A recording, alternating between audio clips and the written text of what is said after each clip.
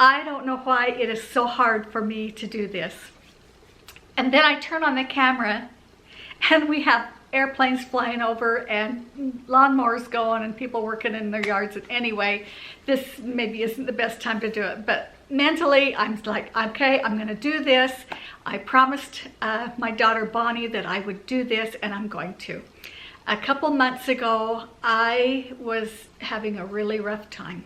I had a lot of mental stress, and there isn't a person watching this video that cannot relate to me, because we all go through it. We all have a lot of stress in our lives, and sometimes it's rougher than others, that's for sure.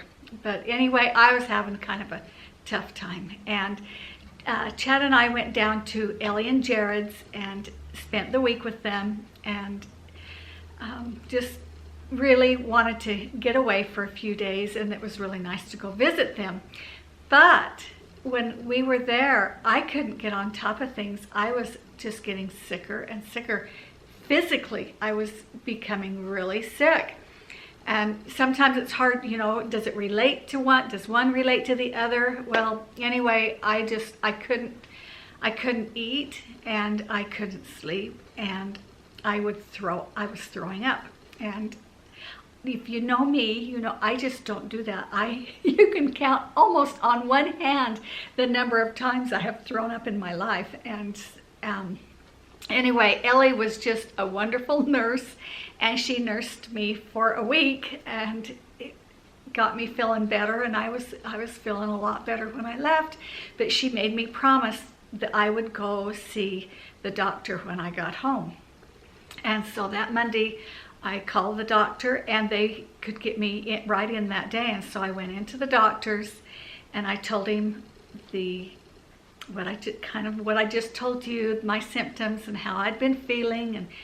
And I told him, I says, I feel like there's like a motor has been going nonstop, like there's a motor inside of me that would not quit. And even in the night, I'd wake up and it just my insides were just really upset. And I told him, you know, my face, my jaw would get tight. Tingling, you know, like I wasn't going to throw up, but that feeling that you have when you're gonna throw up, I had that a lot, and even on the times that I wasn't throwing up. Anyway, I told him that, and I told him my heart hurts. My heart just hurts. And he did a stress or a EKG on me, you know, where they put the little things all over you. And when they were done, he said, "Did you have a heart attack?" I says, I don't know. He says, "Well, we're going to send you up to the hospital and have them do a stress test on you." And so anyway, you know, I thought back on the week, and I thought, you know, a lot of people, they think that they're having a heart attack when really they're having an anxiety attack. And I thought, well, maybe I was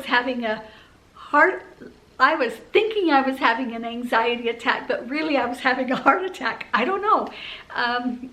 And I still don't know, because when I did the treadmill test, they says, no, your heart looks good. So then the next day, the day that I was doing the treadmill test, his nurse called me and gave me the results of some other tests that he had done when I was in his office, some blood work and some of the blood, we just did blood work. The blood work, and she said that the doctor said I was in stage 3 kidney failure. I'm like, oh, that just made me sick. I have had a struggle with drinking water my whole life, and if you follow me on Instagram, you'll know that is one of my New Year's goals this year, was to drink more water. And you know how goals go, you do it for a while and then it slips off. And anyway, I'm like, oh, I'll drink more water. But she said that the doctor said I need to be drinking 60 to 80 ounces of water a day, at a minimum, at the 60 to 80. So anyway, he wasn't worried about my heart at this point. He was worried about my kidneys. And let me show you what I do with my water right now. I'll show you my setup, how I am making myself drink more water now. Every morning I fill this.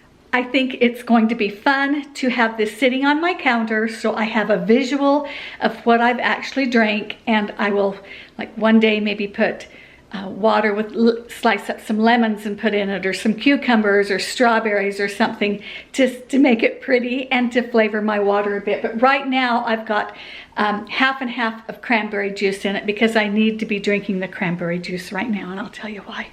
So anyway, I've been really good about drinking more water in hopes that I can bring my kidney function up and not go into further kidney failure. That's just a real big stress. So we were getting ready to go on a camping trip with Bonnie and Joel, and the morning before we left, I was just in so much pain. And so anyway, after about a week of drinking the water and hoping that I was bringing my kidney functions up, I got really sick, and it was in like 4 o'clock in the morning, and I had had kidney stones before, and these were kidney stones, and it just, if you have ever had kidney stones, you can really relate to this. My back was killing me, and the pain was so bad that it would come around to the front. So it wasn't just a backache, it was a stomach ache, it was in the front. And I was like hugging the toilet all night long, laying on the floor in the bathroom, trying to get comfortable. I was just really sick. And then about 10 o'clock in the morning, I'm thinking, yeah, I'm doing okay, I'm okay. And oh yeah, I'm okay, and the day would go on. And then the next night, I did the same thing, and I was just really sick. I came out here in the front room and looked on the internet and was reading about kidney stones. And did you know that a lot of times that those kidney, that attack where they're moving around and really hurting you, comes in the wee hours of the morning? And so I thought that was kind of interesting, but all the symptoms lined up to be kidney stones. So I called the doctor, and oh, one more thing. Then, was it the next day? I don't remember. A lot of blood in my urine. Scared me to death. And called the nurse, went in, took did a pee test there for them, and they said that no, you don't have a kidney infection, but yeah, they figured it was kidney stones, and that. So anyway, I just thought, okay, well, I think I've passed him. Well, no, a couple days later, same thing. And so anyway, when I got back from our camping trip with Bonnie and Joel and the kids, I went back into the doctor's office, and where am I going with this?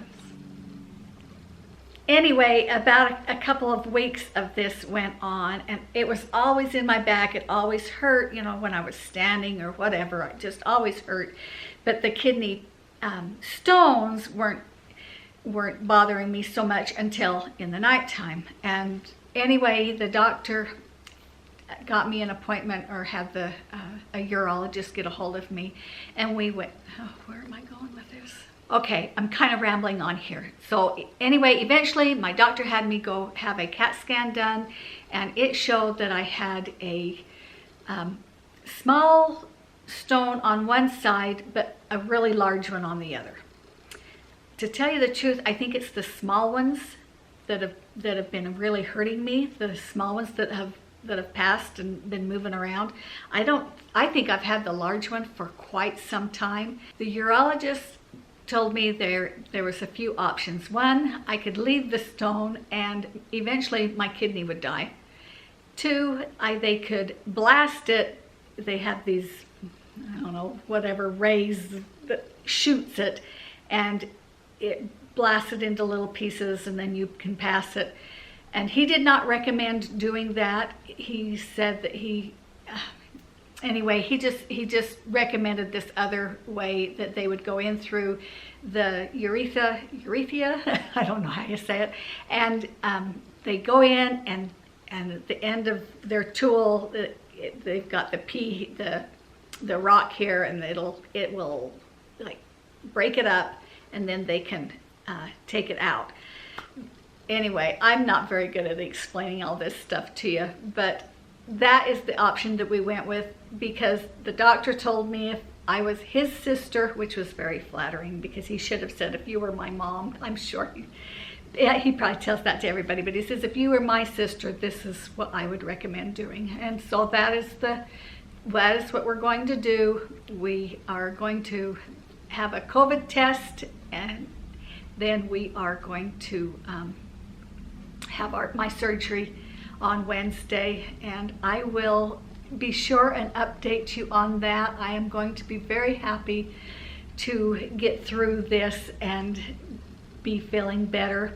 I told the doctor, I said, the only way that I have gotten through this without going to the emergency room is we had some very old pain medicine in the house of Chad's, and I says I took some of his from a long time ago, and it helped me. And I told him, I says, my regular doctor is really stingy with the pain medication, and he laughed and he says, oh, that pendulum has really swung because, well, obviously the abuse in the pain medicine and the prescriptions. But oh boy, I was really glad to get a prescription for some pain medicine, and I will be so glad to get these kidney stones removed and get on with my day and on with functioning like a normal human being. And my heart goes out to all of you who have suffered with these.